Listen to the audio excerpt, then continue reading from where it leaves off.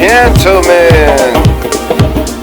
Ladies and gentlemen, I'm Michael 7. Michael, aka 7. And you're watching Geekcaster. And today I'm in the studio with Ray Felix.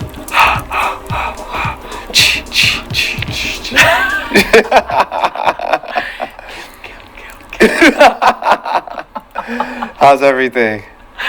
I'm good, man. You good? That was a classic right there, right? Yeah.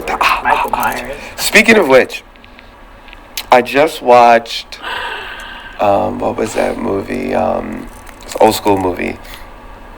Oh, man. Blazing Saddles? No. Candyman. Was it Willy Wonka? Willy Wonka. No, Candyman. Oh, yeah. Yeah, The black dude Candyman. with the hook on the hand, and he gets the white girl and the bees and all that. Mm-hmm. He becomes Candyman at the end. That was, I Woman. think, one of the first, not only having a African American as the villain, Yeah. but also giving him a backstory, like a slave narrative, Right. which is interesting.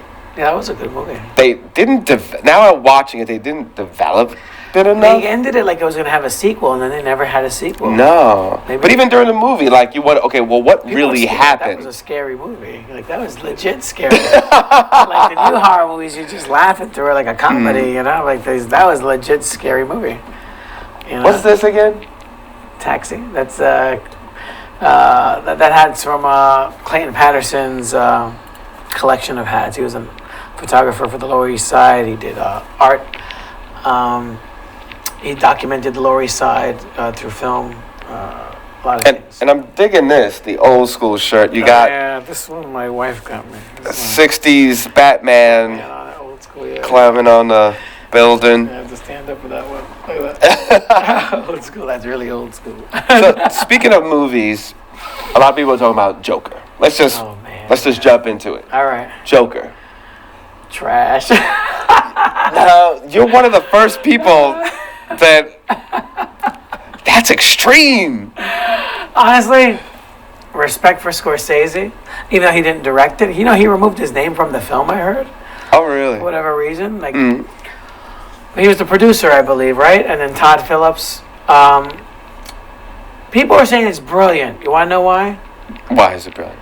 Because it's just basically an homage to Taxi Driver, The King of Comedy. Great films, classic films. No one shoots those type of movies anymore. Right.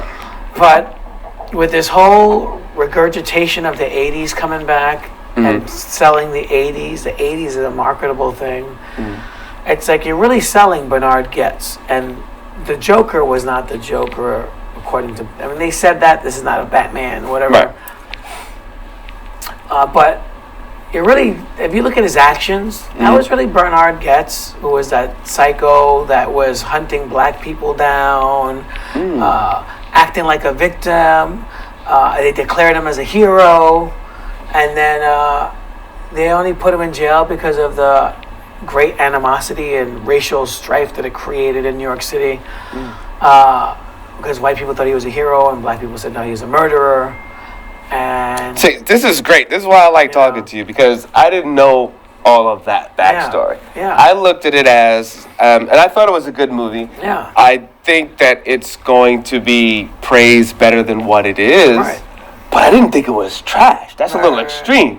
Only, but it's fair with the knowledge that you know. Right. You're adding a lot more to it. Right. I looked at it as, it's a regurgitation. if you're going to do a villain story, you have to go into cause and effect, go into the craziness of someone's mind. So the film needs to portray that. I think some of the problems is that there was no way of knowing when things were real and when they weren't. Right. Usually that's clear. Right. We're back and forward, or it's cleared up at some point, and they didn't do that. Right, and I which felt is that was a cheat. lazy. It was lazy. It was a cheat. Yeah. There was also a scene.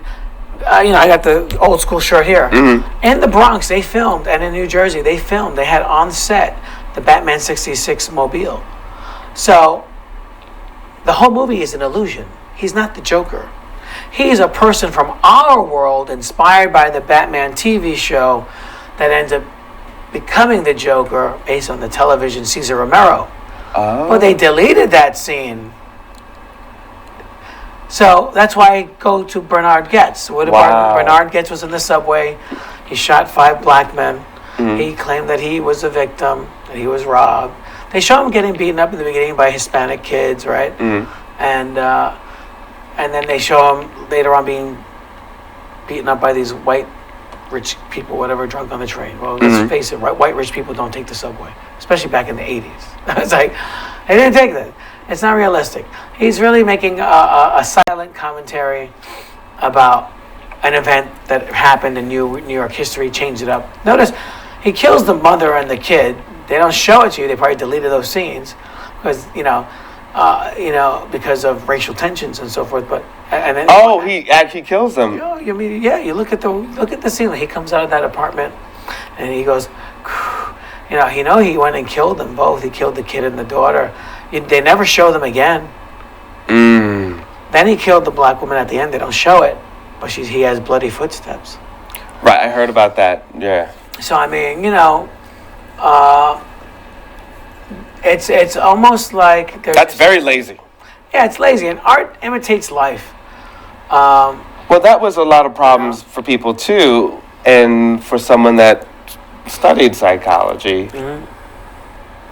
That laziness leaves open for more looniness. Right. And if you're easily triggered, do not watch Joker. Right. And or if you know someone that is. He's praised as a hero in this story, or as an anti-hero, the way how he dies and becomes resurrected. He's reborn. Mm-hmm. He dies in the police car when he's hit by a truck. Then he's reborn as they pull him out and put his body. He's like Lazarus coming out of the pit. Mm-hmm. Put onto the hood of the car, and they basically use their energy to bring him back to life. And he is risen. He's like a savior for the psychos.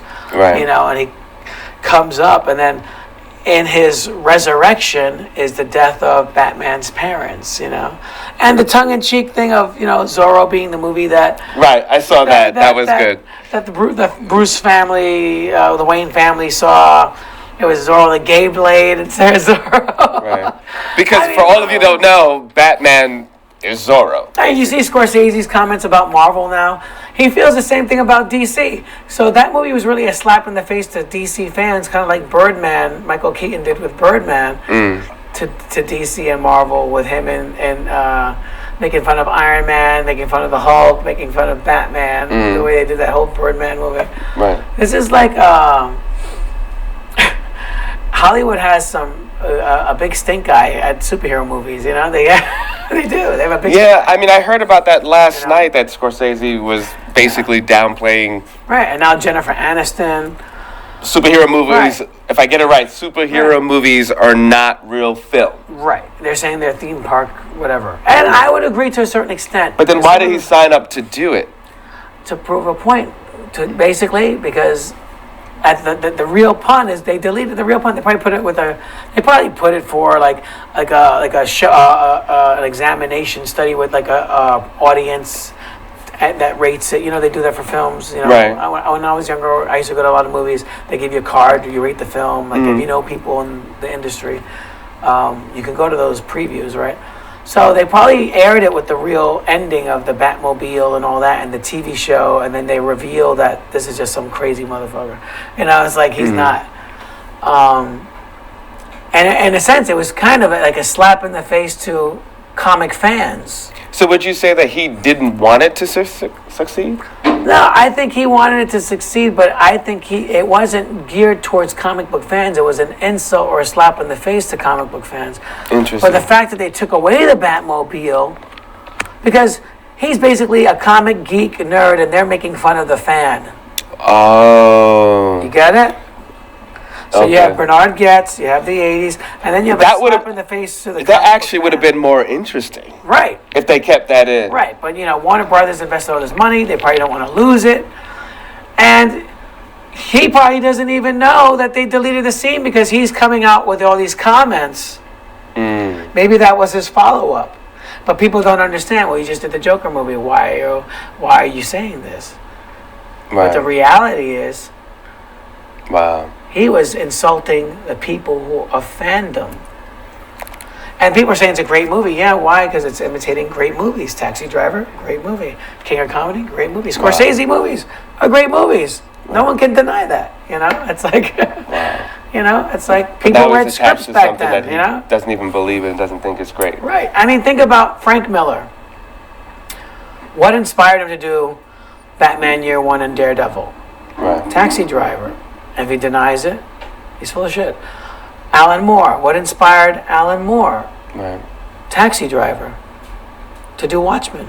Right. Rorschach is the Taxi Driver character, Robert De Niro's character.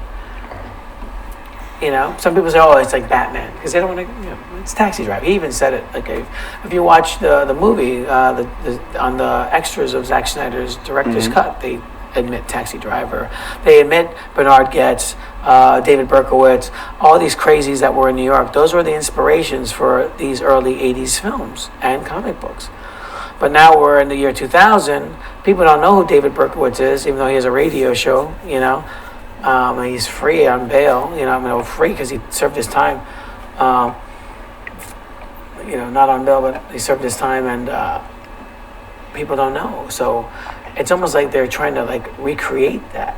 Wow. Stir the pot. They want people to come out crazies, Wow. you know. I mean, the situation with the female character and the relationship I thought was strong. Mm-hmm.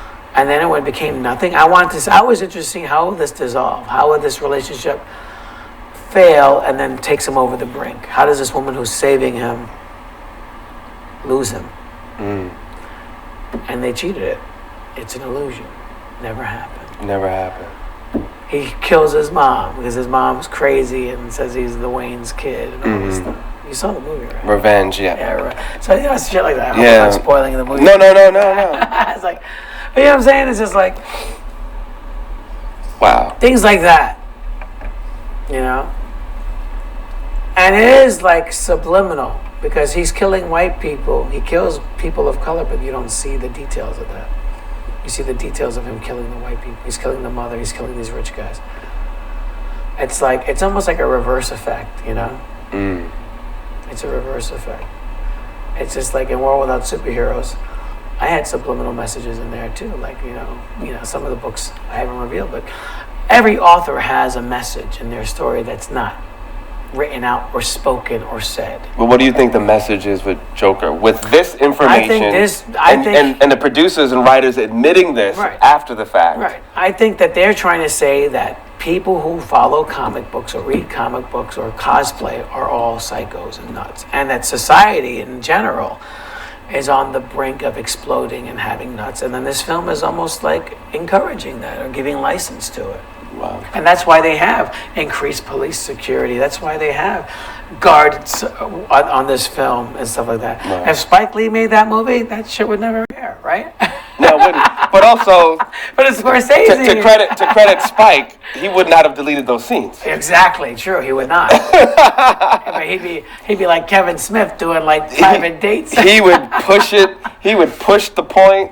Right. You know, but that would have been so interesting with having the Batmobile and you can still look it up. And there's still articles there, and they have video and film. Jerome Avenue, you know, they have the Batmobile. Wow.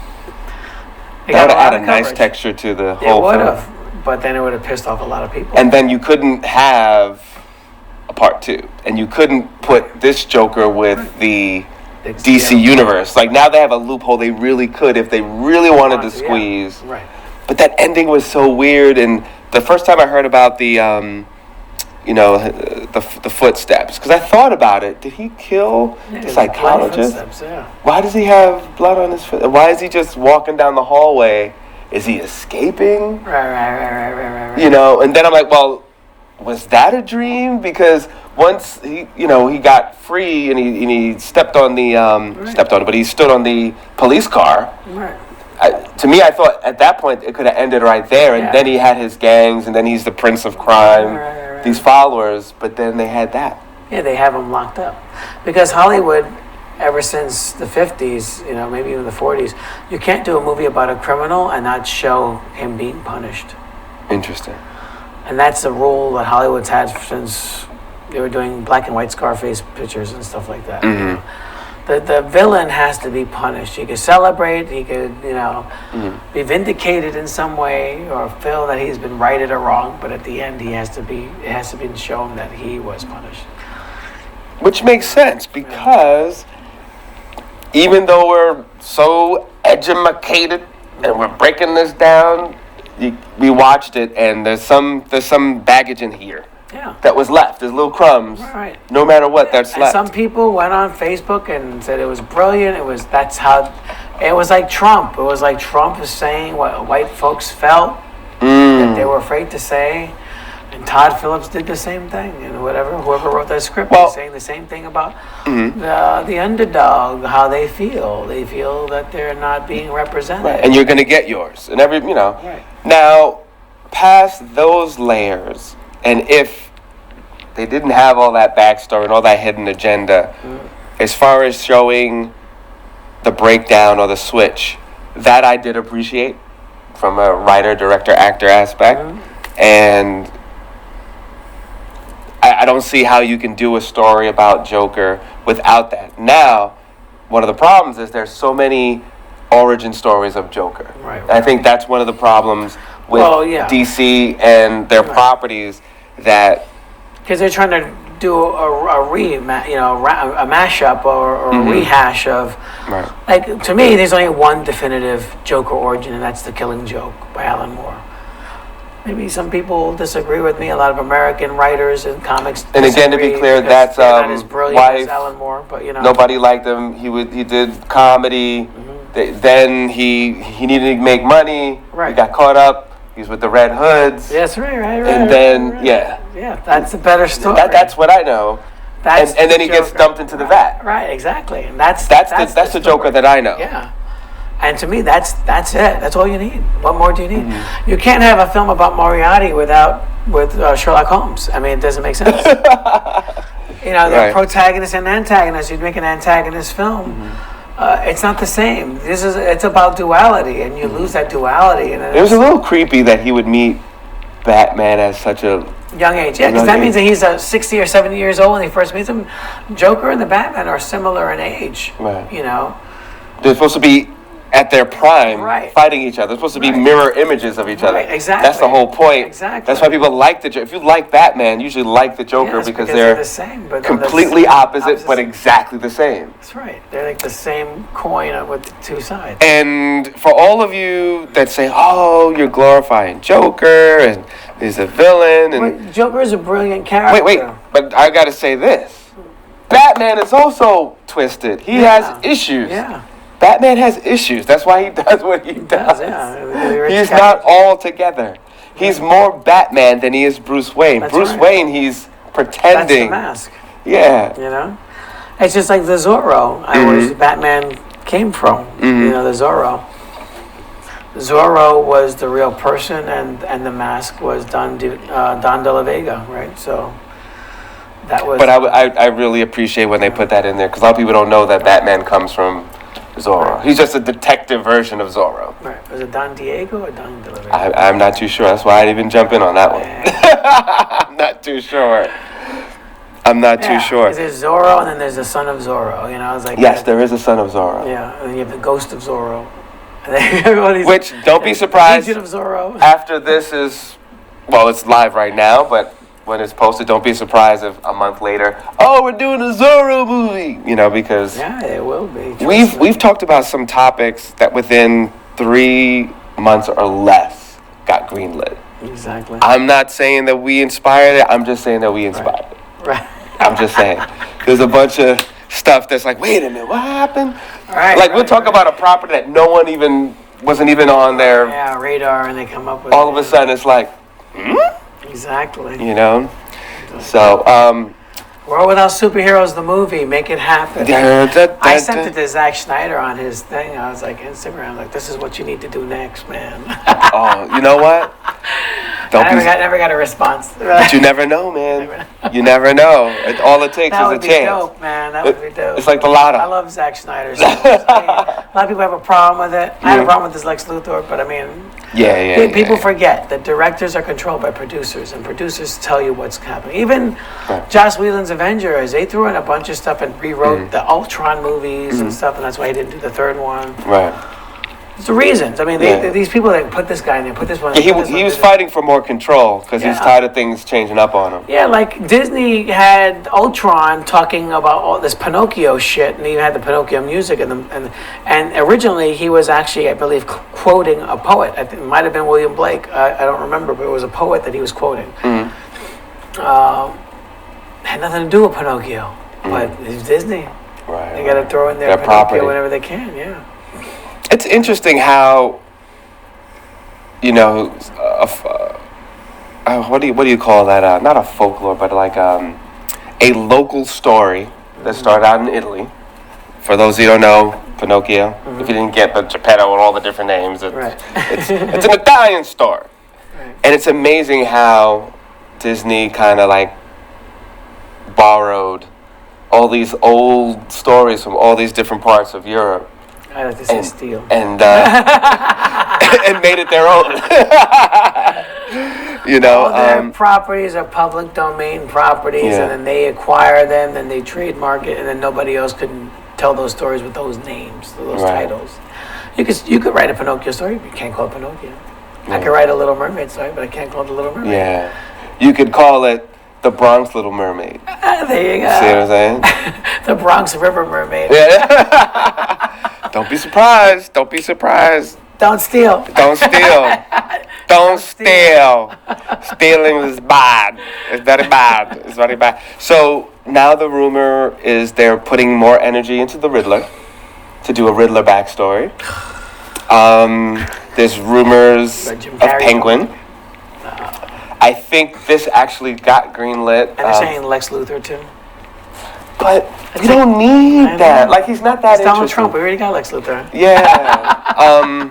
We don't need to watch that. Dr. Freeze. Yeah. I heard that got greenlit though. Oh, really? But I think it's gonna go like. They need to get Patrick Stewart to do that if they do.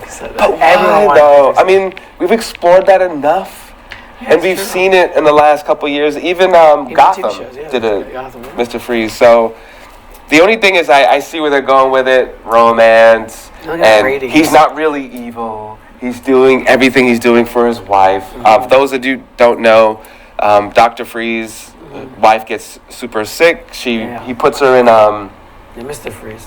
Mr. Freeze puts him in a cryo chamber of some sort, and his whole thing is to save her. Yeah. But no, he has to cure her disease. Right. So So then he'll unfreeze her, but he has to crack down. He's basically trying to steal and acquire things to help her. The technology to help her restore her. Right. But he never gets to restore her. So, but I mean, evil's supposed to be evil, right? So you have good and evil in the story. It's like Shades of Grey now. But what's the point then? Are you justifying him doing that? Yeah. Like, what story are you really trying to tell? Now, we get it, a land grab of all the properties that you already own. But, so I get it from the business standpoint. But writer, producer, like, what are you trying to say? And from what you're saying with Joker, they were trying to say something else. A lot of invisible strands. And these are the producers, the writers, director admitting that they put all this stuff in there. Yeah, this is all the stuff there, man. Wow. You just see it.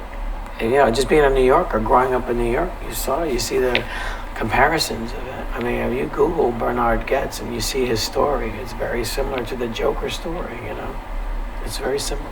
Wow. This outcasted, skinny guy, rejected by the world, and then he starts hunting people. Wow. And he was hunting black people. But he just switched it up. And he was declared a hero. You can go on YouTube and look at those skills. See, the part that makes it so scary is, now I think about, on purpose, these black people were killed in the movie, but they didn't show it. Yeah. So, but they hit all these hints in there constantly throughout it. And then look at, I mean, even Taxi Driver, that came out before Gets, so it was relatively around, very close. We had a lot of wackos in New York City that were inspired by that film. Oh, no. That film inspired a lot of people. I mean, Jodie Foster, remember, John Lennon was murdered by a guy who they say was a fan, but he wasn't really a fan. He was really trying to get Jodie Foster's attention, right? So, and, you know, he kills Lennon to really get her attention. He got it. And then people are like wondering why Jodie Foster's a lesbian. It's like, you know. I'm not touching that one, but I hear you. But you know what I'm saying? Like, she's like. No, but I mean, if you grew up in this sick world where men are kind of disgusting and creepy and nasty, Makes sense. I'd be a lesbian too. You know, it's like, you know what I'm saying? The world is a terrible That's place. why I am. There you go. Yeah. So that's what I'm saying.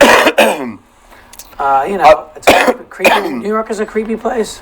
You know. Well, so do you think more people will tell this part of the story in the next couple weeks to come that we've been bamboozled with this film? And I hope so. Okay. Some people are getting the king of comedy. Those are the obvious ones. Taxi Driver. It's obvious. I don't know, man. I think people should wake up, you know? Because they're basically commodifying a real tragedy and turning it to a profit. Profit and entertainment. Just like that Hitler movie, that the comedy thing? You know, little Nazi movie. It's like, what? It's like Hitler killed millions of Jews and Germans and people of color and gays, killed Jehovah's Witnesses. He killed a lot of and people. disabled children, people with different disabilities. Yep. I mean, he burned people alive. And should he be a subject of comedy? I mean, should he? I mean, I don't know. I mean, there was a time and place for that. Or beyond that. But what I see is it really is like, I don't see it as a comedy. I see this as a sub for the alt-right and for the alt-right people and for those Trump supporters. This is like Man on High Castle, brilliant show. But Man of High Castle was at all-time ratings. They had great ratings during the Trump election. So it's like you're seeing a Nazi America. You've ever seen that show? No, that's what, like, if they really won, right?